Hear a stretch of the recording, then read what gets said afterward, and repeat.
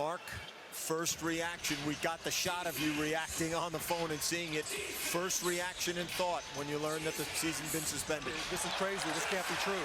I mean, it's not within the realm of possibilities. It's just, it seemed more like out of a movie than reality.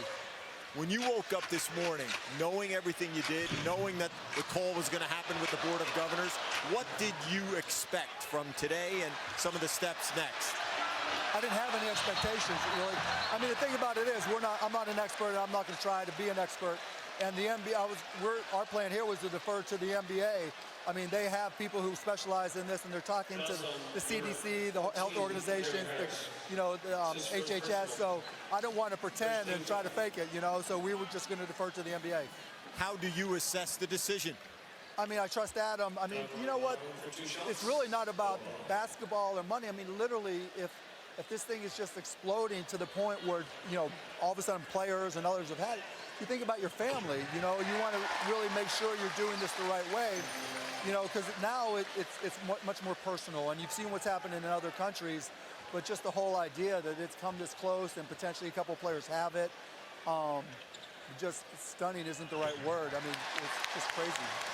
What concerns do you have right now for your team? It's not about the team. It's just about the country and life in general. I mean, we've got the pieces in place. I'm concerned about if now that we're not playing games, what about all the people who work here on an hourly basis? We'll put together a program for them, but there's just so many things that go through your head, right? It's hard to know exactly what's right. Talking to some of the guys who aren't playing on the bench, it's like, look, I don't think you guys are going to be able to leave town. It's not like, okay, this is like a lockout time and just go enjoy and we'll figure it out and come to. It's like, no, I mean, the whole idea is the only way, and I'm guessing here, I'm not the expert, the only way we're going to have any control over it and making sure our players are healthy is if we know where they're at and who they're working with, and who they're dealing with. How aware is your team right now of what's happening? I'm pretty sure everybody's aware at this point.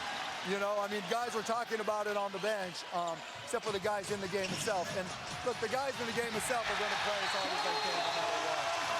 Particularly if they think it's the last game for who knows how long. But, this is much bigger than just the NBA. Hopefully we'll get to see, when we talk about getting the season back on track, that means all this got worked out, right? That maybe we understand more about it and it'll be, less of an issue for the entire country, for the entire world. So that's really what's most important. I mean, I walked over to my wife. It's like, do we send our kids to school tomorrow? Is it that big? And again, it's like out of a movie. It's not even real. We really appreciate the time and you sharing your thoughts on what's just happening in an evolving situation. Yeah, I'll just say to everybody, don't jump to conclusions. Don't be rash about it. Do what's right for your family.